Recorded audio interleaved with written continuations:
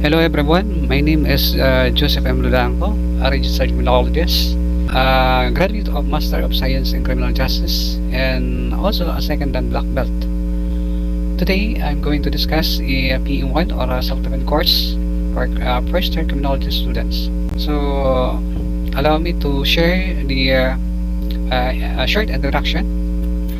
The training prepares students not just intellectually but also physically as future law enforcement officers. Through a variety of learning activities and physical conditioning, it helps to develop the skills, knowledge, values, and attitude required for establishing and enjoying an active and healthy lifestyle, as well as build the student confidence and competence and challenges as individuals and groups or teams. It stresses the relationship between theoretical and practical abilities and is intended to increase students' interest and potential in sports and fighting skills. It will assess students and gaining a greater grasp of theories and applications in human mobility, as well as enhance the well-being of individuals in their chosen field and society.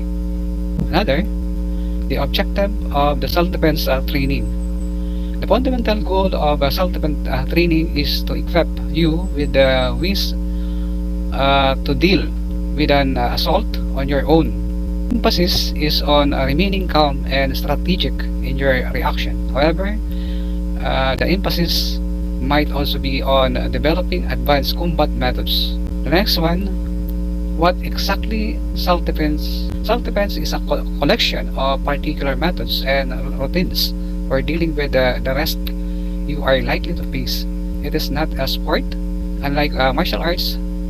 So the first emphasis is not on honing the method but on reacting with a series of motions to break out of a grasp or able an adversary.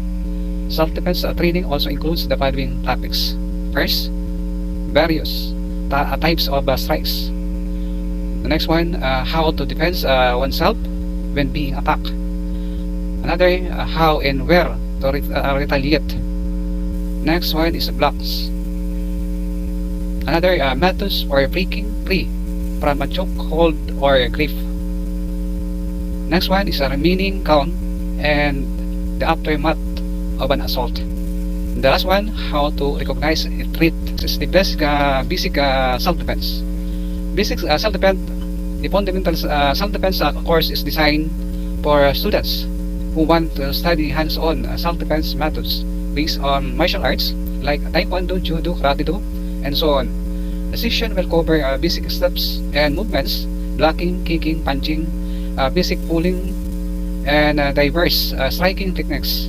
Students' agility, balance, flexibility, endurance, and general fitness will increase. Furthermore, the lesson will assess and developing self-confidence, self-discipline, attention, focus, stress relief, and overall well-being. Most obvious purpose for learning martial arts is to learn how to defend yourself. There is no denying that there is a violence in the world. It happens abruptly and without respect for the victim's identity.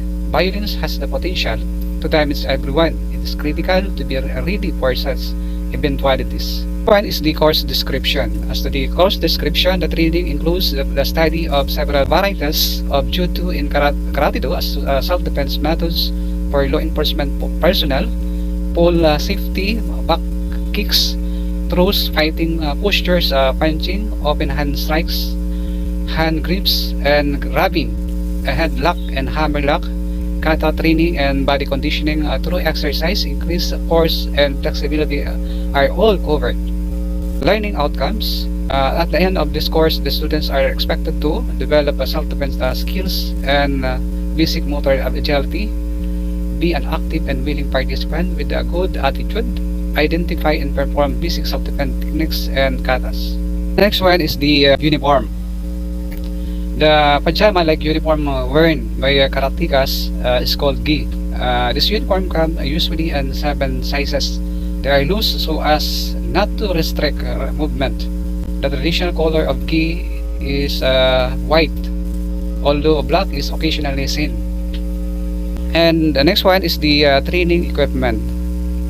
The most basic and helpful piece of equipment utilized by student or pupils is a full length mirror. It assists the students in checking their forms. This is especially beneficial if a teacher is unavailable or if the instructor cannot give enough attention to its student. In a large class, a mirror, or of course, allows them to see their defects.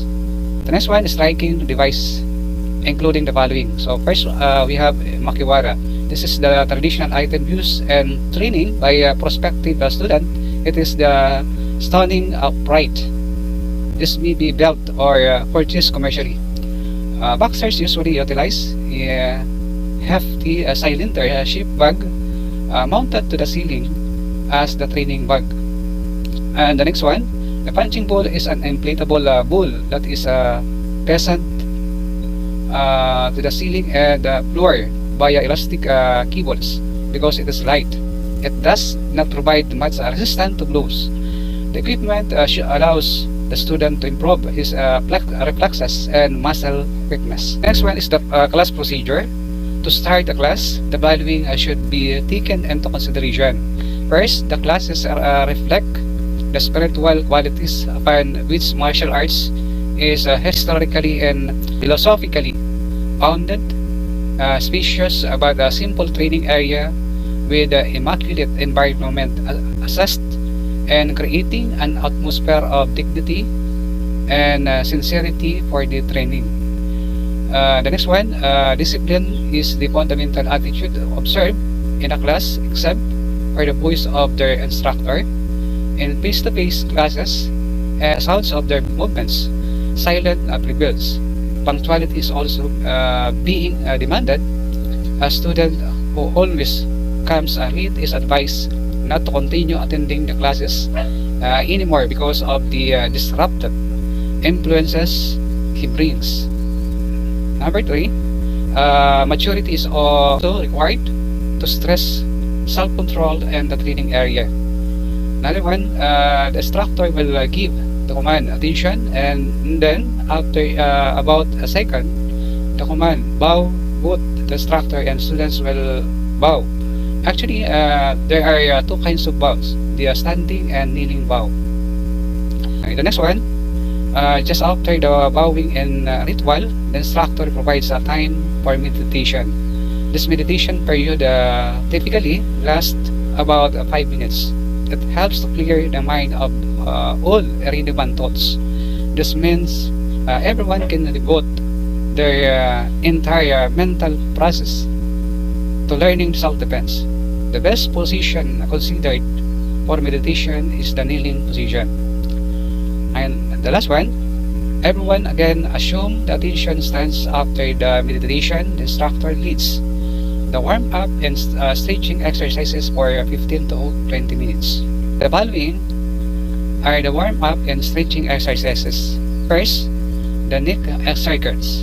The one is the rest circle, trunk twisting, hip circles, push-up, sit-ups, hamstring and spine stretches, Chinese splits, side squat stretches, rope jumping. The different stances. First, we have attention stance, opening stance or ready stance, forward stance, back stance, cat stance, sumo stance, straddling stance, and then the last one is right X stance. Striking techniques. Techniques in any martial arts include punches, strikes, kicks, and blocks. They may be utilized, blocked, or both defensively and offensively, although hand and foot methods are widely employed. In fighting, it is important to remember that any portions of the body can be used to execute a hit. The following body parts can be utilized to deliver blows or strikes. First, we have head, forefists, hammer fist, thumb knuckles, palm heel, knife hand, spear finger, elbow, knee, edge of foot, heel of foot, instep, ball of foot. The next one is the performance points for your techniques. Always glance at the targeted point before executing any method. Next, practice its technique gently and first, then gradually increase the speed. Third, avoid putting too much emphasis on speed at the expense of appropriate form. Fourth, aim to execute methods effortless, elegantly, and aggressively. And then the last one, always strive for equilibrium before, during, and after performing a technique. Next one is the punching techniques. The aim in straight punch execution is the opponent cheese. Next is the rising or upward punch. Rising or upward strike with the objective being the opponent face. The next one is known as the downward punch, and its aim is the opponent groin area. The kicking techniques. First, we have the front kick. Front kick, which is used to hit the groin or stomach of the opponent, and when done correctly, the ball of the foot lands on the target. Next is the 45 kick. The aim of the 45 kick is the lower side of the back, and the instep is where the foot should rest for good execution. The next kicking strike is the roundhouse kick. It is used to strike the opponent's face, and the instep should land on the target for good execution. Another is the back kick. The back kick is used to strike the opponent's stomach or chest, and the heel of the foot that landed on the target is used for correct execution. Okay, we come now to the next or last parts of the topic or discussion. The last part is the blocking techniques. Blocking techniques, or in blocking techniques, first we have the inside block. Execute to prevent the attacker from landing a strike on the body. The next one is the outside block. The outside block operates similarly to the inside block, except the arms positions are reversed. There is the rising block. The rising block is used to prevent the attacker from striking the defender in the face. And the last one is the downward block. The downward block is used to prevent the attacker from striking the defender in the groin. That is all my presentation, and thank you for watching.